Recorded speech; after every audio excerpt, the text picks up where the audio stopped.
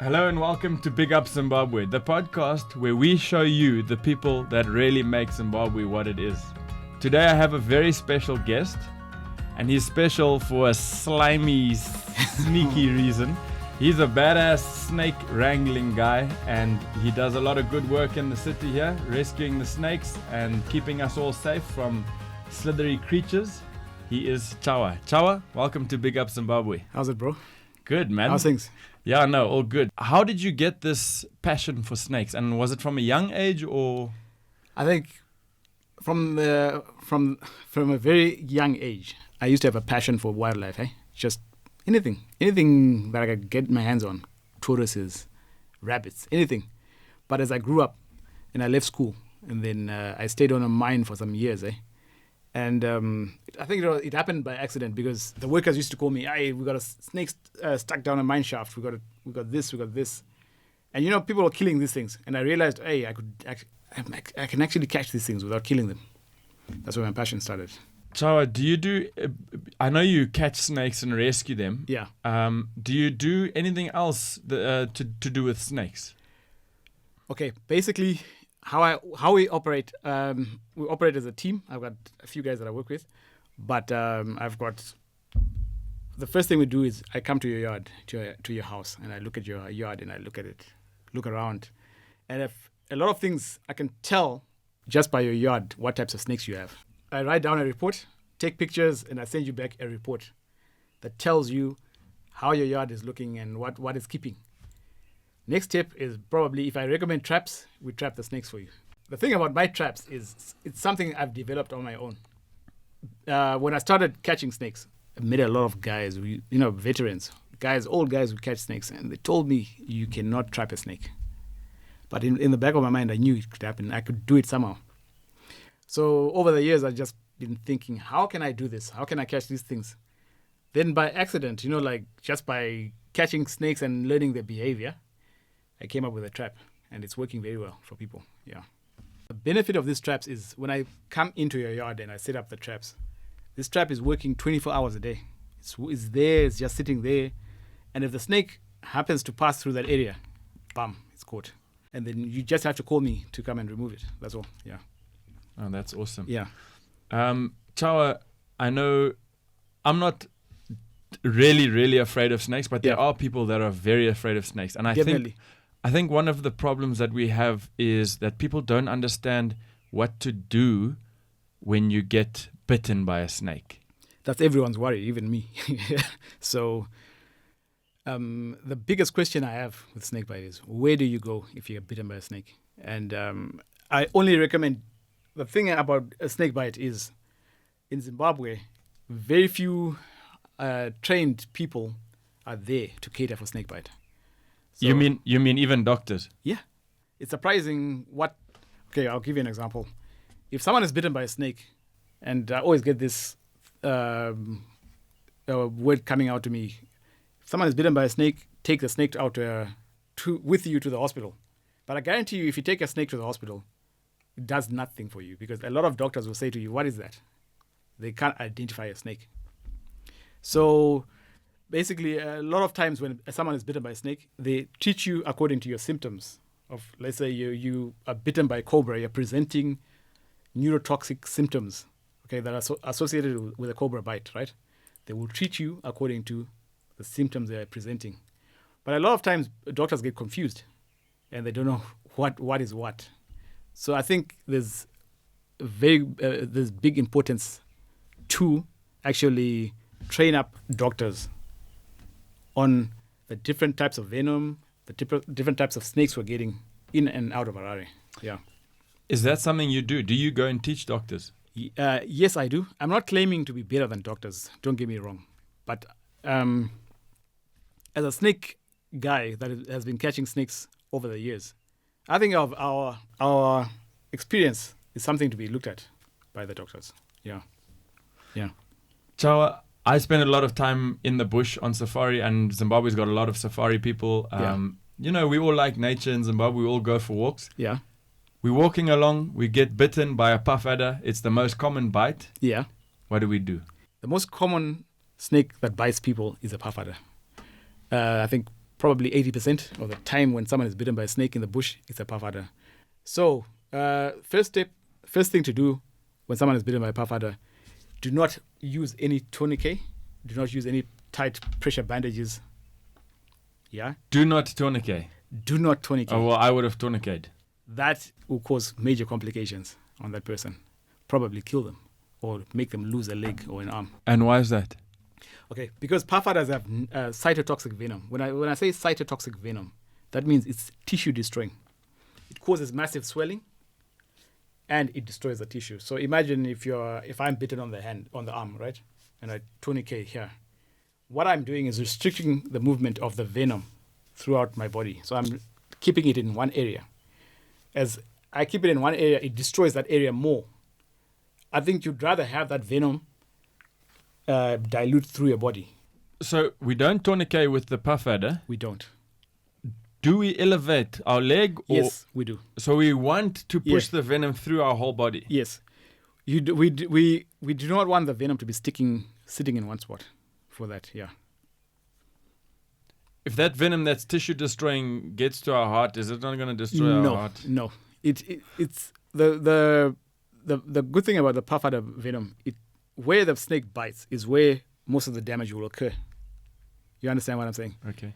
But as it travels through the body, it doesn't cause any major damage throughout the body. In that area that the person has been bitten is where the most damage will happen. When I go to hospital, they remove the tourniquet. All that gunge, all that rotten, all that stuff that's been eaten on your hand moves through your system, and it goes to mess up your kidneys. It can do that. So, puff adder is very important not to use a tourniquet, a bandage. If you're wearing a watch like that, take it off. A ring, take it off. Anything tight on your hand, take it off. Do not give the person anything to drink or to eat. And basically, go to hospital. The good thing about puff adder bites is they are really fatal. If everything is done correctly, that person will make it. A lot of times, puff adder victims do not die. Yeah. If we're very far away from the hospital and we get bitten by a cobra, because they're quite common here in Harare, Zimbabwe in general. Yeah. What do? Do we tourniquet cobra? Okay. Here's one tricky thing about cobras. We get what's called a snouted cobra, right? The snake has got two combinations of venom. It's got cytotoxic, similar to puff adder, but not as drastic as puff adder. Then it's got neurotoxic that's very potent. So cytotoxic destroys your flesh. Yeah. And then the neurotoxic that you talk about that it also has is your nerve system. Yes. So your breathing stops. Exactly. Okay. Yeah, that's what it does. Okay. So there's a debate on whether to use a tourniquet, not a tourniquet. I think I need to go back on the tourniquet part. So here's two things. A tourniquet is something that actually is wrapped around your arm, your hand to stop bleeding. So let's say someone has an accident, car accident or something, we use a tourniquet to stop blood loss, right? But if you're going to use a tourniquet for a snake bite, that causes major complications. So that person can actually lose their arm, their hand, whatever you've put the tourniquet on. So what we use is a pressure bandage. It's actually, the bandage has to be wrapped around your limb tight, but not tight enough to stop your blood flow. Because remember, snake venom travels through your lymphatic system. People think it travels through your blood, through your lymphatic system. So if you can slow down the venom, you slow down the venom. If you can slow down the venom, you can stop it from doing as much damage as it would without a pressure bandage. Snakes with neurotoxic venom, that you can actually use a pressure bandage. Which are? You got cobras, but which cobra now? It's a snouted cobra that has pure neurotoxic venom. The spitting cobra, on the other hand, has purely cytotoxic venom. It's exactly like a puff adder. You have to know. It's very important to know your snakes. So, okay. So a spitting cobra, he's like a light brown color, eh? Yes. Light brown and no markings. He's got a few markings on the side of his head. You can tell by the size of the head. He's got bulbous, like very fat venom glands. Not a very big snake as compared to the snouted cobra. Obviously, when you see a snake spitting, it's a spitting cobra, and as you say, light brown. So it's for me. How can I can say this is, if you put a pressure bandage on someone and you notice there's a big any sign of swelling, it's actually I believe it's a cytotoxic snake. Yeah. Okay. So if you put your bandage on, your pressure bandage, and you see abnormal swelling, which is really gross. Yeah. That is it is a spitting cobra, because snakes with cytotoxic venom cause massive swelling, and they will cause even on the tissue you can see discoloration, like bruising, heavy bruising, and all this. Yeah. So if you don't know your snakes and you get bitten by a cobra, and you know it's a cobra because maybe it had its hood up, or then do we tourniquet or not, or just kind of see what happens? I believe do everything that you can while you're going to hospital. So if I get bitten by a snake, right, and I'm out in Avondale or something, I would rather not tourniquet or put a pressure bandage. I would rather drive straight to hospital. But if I'm in the bush alone, and that happens, if I can restrict the venom in some way, but I know that it's not a cytotoxic snake, I would do that. It can save your life. And if you know purely that it's a black mamba, or if it's a cobra, a snouted cobra or something, and you're far away from hospital, that can save your life. You mean a spitting cobra? Not a spitting cobra, a snouted cobra. Oh yeah, because the spitting cobra's got the cytotoxic venom. Got the puff adder venom that destroys your tissue. So and the snouted cobra has got the same as a mamba. Yes. Which is neurotoxic. Yes. So you want to be tourniqueting the snouted cobra and the black mamba. Yes. And you say go to hospital. Is there any particular hospital that you recommend we go to? Okay. The thing about hospitals when it comes to snake bite, do not go to a clinic. Believe it or not. Do not waste your time going out to a rural clinic or something that you're not sure of. Rather, waste your time going to a reputable hospital. Because if you go to a clinic, I guarantee you, they'll give you a painkiller or something. They won't do anything for you. Yeah. What is a reputable hospital? Can I name them? Yes. Am I allowed to? Wow. There's no one stopping us right now. Trauma Center is my number one place. Number 2, Avenues. Yes. Because I know they do have antivenom. But remember that even if a hospital has antivenom, it's not guaranteed that you will make it, because antivenom requires a very experienced person to administer it. So if a clinic has antivenom and you go there and they administer the antivenom, they can actually kill you with antivenom. So it's very important to know where you're going. A lot of times when someone is bitten by a snake, they actually don't require antivenom. But if you go to a clinic and with all the panic that's going on and everything, they can inject you with antivenom when it's not necessary. Antivenom is only required when the snake bite is very serious. You know, even for a snake like a cobra, a lot of times people get away without antivenom. So, as I'm saying, if you can actually go to a hospital when someone has been bitten by a brown house snake, which is not venomous, and they panic and they inject you with antivenom. So you have to know the places you're going to. Yeah, it's very important. Okay, so Borrowdale Trauma Center is a good place to go. Borrowdale Trauma Center, they've got an amazing team there. I can vouch for those guys. They are super amazing, highly dedicated, and they are the only hospital that I know of that has made the effort to reach out to snake handlers to say, hey guys, come on, let's talk about this, let's learn about this. They make so much time to learn about snakebite. So I recommend them, number 1. Number 2 is Avenues. Okay. Yeah. All right. So we know what to do if we get bitten by a puff adder. We know what to do if we get bitten by a snake. Yes. The evil of all evil snakes. Yeah. Roambira. Black mamba. Black mamba. Yeah. What do we do? We get bitten by one of those things. You don't want to get bitten by a black mamba, to be honest. Black mamba venom is purely neurotoxic. So a lot of times when people are bitten by black mambas, people have gone into cardiac arrest within 30 minutes. They have stopped breathing within 30 minutes. The venom is absorbed very quickly into your system, right? I think it's black mamba probably has the quickest acting. People will argue with that, but I believe that black mamba venom is actually the quickest acting venom of any snake in the world. Purely neurotoxic. So black mamba use a pressure bandage, tight one, but not too tight that it will stop your blood flow. Yeah, it can save your life. Yeah, within 30 minutes, people have died.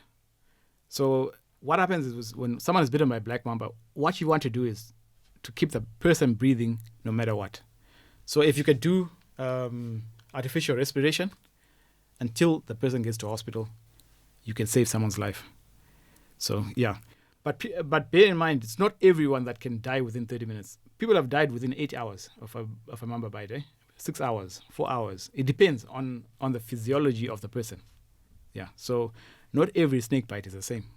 It differs a lot. It depends on how much venom the snake has put into you, where on the body you were bitten, how big you are physically, what conditions do you have. Like, people have different conditions that can cause that. That can cause the venom to actually act quicker. Some people talk about cutting your hand. Doesn't work. Cutting, sucking, all these things. Do you know, what people don't realize is a snake's fangs inject the venom. It's like an injection. Getting an injection. It's exactly the same thing. So when you have that injection, straight away it's traveled up there. So if you can, by the time if you cut it and you suck it, by the time you do that, it's already gone into your system. Yeah. They also say don't run, correct? Because then it's going to make everything move faster. Thanks for pointing out that. Because when you run, snake venom travels faster when there's muscle movement. So if I'm moving around doing that, it will travel faster. Before I forgot to point out that if a puff adder bites you on the hand, right? Some professionals actually recommend that you pump your muscles to dilute. So the minute I do that to my hand, blood actually moves faster through my hand. It actually dilutes the venom away from the hand. So that's one of those little tricks that people use. Yeah. If someone is going to die from a snake bite, it's obviously going to be the neurotoxic snake, because that venom acts very quickly in your system. It shuts down your heart and your lungs and Yes. and that's why you say you must breathe. Yes. Breathe into the person, pump his heart. Yes. Yeah. And basically breathe and pump his heart for him. Yes. Until you get to hospital. Exactly. Give him his best chance. Yes. Have you ever seen someone that's been bitten by a black mamba? I know of someone who was bitten by a black mamba. I've never actually seen someone been there while someone was bitten by a black mamba. But I've been there when someone was bitten by a cobra. And it happened so quickly. We were out catching some snakes, and he got bitten on the hand, on the palm of the hand. And he carried on working. I said to him, you know what, let's go to hospital. And he sort of like said I was okay. Within, I think, about 50 minutes, he started showing signs. Now, with neurotoxic venom, you can see signs that the person is in trouble. You can see he's sweating a lot. You can see that his eyes are drooping. He can't control his eye movement. His eyes are just drooping. He's like he's going to sleep. You can see he's salivating a lot. Some people will shiver a lot. Those are classic signs of neurotoxic envenomation. So he was bitten by a snouted cobra. A snouted cobra, eh? Then it was very close to. It wasn't. So why you didn't tourniquet? Because he believed that it was a dry bite. And then we drove to Avenues. By the time we got to Avenues, he was okay. He was showing signs, right? Sitting on the bed, we were talking to him. I think another 30 minutes later, he started showing signs of just going into he was becoming unconscious, right? And then later on, he went into a coma, and he was in a coma for 2 days. But he didn't receive antivenom. He recovered. So, if you can keep a person breathing on a breathing apparatus, breathing by the machine, your body can actually get rid of the neurotoxic venom by itself. Yeah, all it does is it shuts down your ability to breathe on your own, right? So if you can get that person breathing for days, they can make it. Wow. Yeah. Touch wood. I don't want that. I don't want. Yeah. But the good thing is the most common bites from snakes are actually from cytotoxic snakes. So we've got puff adders, right? Spitting cobras, stiletto snakes, night adders. Those 4 are our most common cytotoxic snakes, right? But they do not actually feature on the number 1 death list of people dying from snakes. Cytotoxic venom really kills people. Okay. Yeah. If you hear that someone was bitten by a snake and they died maybe an hour later, 2 hours later, 3 hours later, even 6 hours later, that's a neurotoxic snake. Okay. A lot of times, yeah. All right. Yeah. Man, it's scary. I mean, I would hate to be bitten by a snake, and I hope I never do get bitten by a snake. But it's good to know. Good to know these things. Yeah. Eh? Yeah. You were telling me that the spitting cobra is actually the most common cobra biter. Yes, guaranteed. If I am out, let's say I'm a doctor and I'm sitting out at the hospital and someone rushes in and they tell me, my child has been bitten by a snake. The first thing that comes to my mind is, okay, I'd ask a few questions. Was the child bitten in the house or were they bitten in the bush? Okay, if they were bitten in the bush, my number 1 suspect is a puff adder. If the child was bitten in the house while they were in bed or while they were doing something in the house, I would suspect a spitting cobra. Those are the 2 naughty snakes that we get here in Zimbabwe. Yeah. You said in bed. What? In bed. All right. The spitting cobra, as I said before, it's a cytotoxic snake, right? But these snakes were actually, no one knows why they do it, but it's a very weird thing. So now a spitting cobra will actually come into your bed, investigate, and bite you on the face while you're sleeping. It has happened to a lot of people. It's exactly, in South Africa, it happens a lot. So we've had children. I'll tell you a story. A child. Chawa, before you continue, I think you're going to give a lot of people nightmares. Bite you on the face whilst you're sleeping. Yeah, it happens a lot. And the damage that happens on your face is hideous. It's actually, when you look at a person bitten by a spitting cobra, it's like looking at someone from a horror movie.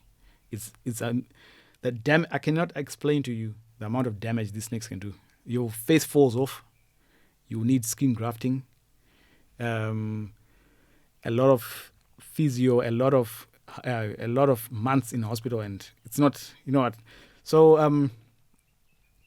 I'll tell you a story of a child who was bitten by a spitting cobra. I got a call from trauma center, and they told me, "Hey, listen, we got a child that was bitten on the eyelids, on both eyes, on the eyelids." I'm like, "Huh? Are you? No, this can't be." So I drove out to the hospital, and that time the child hadn't arrived from where he was coming from. So I was waiting, and they show up. I ran to the car, I look at the child, and for sure, I looked at his eyelids, and there were fang marks on his eyelids.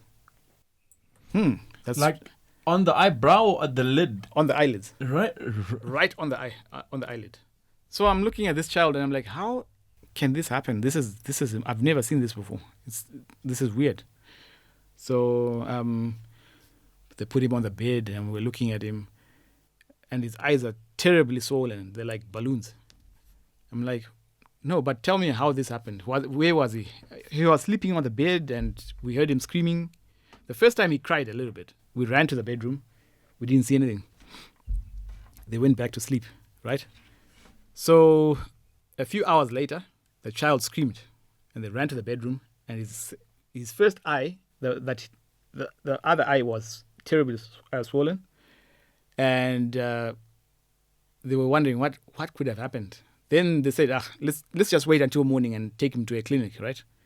So in the morning, they took him out, and his eyes were like balloons. They were really bad. So they were like, what is happening here? They decided to take out everything from his room, and they discovered a spitting cobra in the room. So I went to hospital. I was in hospital, right? And usually in a case like that, you need to administer antivenom. But unfortunately, the cost of the antivenom, it was a poor family. They couldn't afford it. I don't think they could afford it. And he was transferred to another hospital. And because, it's a delicate piece of area. It's a delicate area. You can't do much with it. And the only way to neutralize venom like that is antivenom. And they didn't administer it. And his eyelids actually fell off. They were totally destroyed. And right now, the child, it's been almost a year. His wounds haven't healed. He cannot close his eyes. He can't sleep. He sleeps with he can't close his eyelids, obviously. And he needs surgery. So the only way to do the surgery is to get skin from the back of his ears and to reconstruct his eyelids. And the family is poor. They can't afford it. So they have no plan to afford this. Yeah, they can't afford it. Unfortunately, in Zimbabwe, it's way expensive. Well, if there's anyone who's out there who's watching that would like to sponsor this child, I think they would go a long way. But it's really, it really makes me sad to see that, because all these things, just awareness of, okay, when I looked at and I asked the family, how are you living? Tell me, what sort of setup are you living in? They live in a hut, and they've got another house on the side. But the thing I asked them is, have you got rats running around in your house? And they were like, yeah, plenty. We got plenty of rats running around. And I'm like, there's your problem. Because when you have rodents running around your yard, your house, you're inviting the snakes. And they will come in. And so just a few things that you need, make sure your yard is tidy, your compost heap is well maintained, your urinal is well sealed, there's no holes in the wall. What else? Just basic common sense will keep snakes away. And remember that there's no chemicals, there's no repellents, there's no flowers, anything, plants that keep snakes away. It's just basic common housekeeping that keeps snakes away. So let's say you got a pond out there. Snakes naturally are attracted to water because water attracts what snakes want. Toads. You got toads, you got ducks, you got chicken, you got birds coming to drink water. A snake will lay there and wait to ambush these things. So they know that where there's water, there's food. Yeah. Yeah, no, I have a lot of things inviting snakes here. We have guinea fowls, chickens, fish, water, rabbits. That's where the traps are valuable. If you know you've got a yard full of chickens, you've got a yard that's got toads and everything. If you set up some traps, you will catch those snakes that are coming in to investigate. Yeah. Yeah, I think it's a good idea. Anyone who's really scared of snakes, you can give Chawa a call. He'll come and set up traps for you. Chawa, thank you so much for talking to us today. I've learned a lot. Chawa does birthday parties where he brings snakes, teaches the kids all about snakes. He goes and teaches doctors like we've talked about. Yeah. He rescues snakes from people's gardens. So if you get a snake, don't kill it. Snakes have a place in the ecology of cities. Yeah. So Chawa will come and rescue it and relocate it to somewhere that's safe for the snake and for people. So Chawa, from us at Big Up Zimbabwe, big up, brother. Thanks you so much. Thanks for having me here. Feel free to subscribe to our channel. We're going to be exposing a lot more awesome Zimbabweans in the few weeks to come. So subscribe. We'll see you there.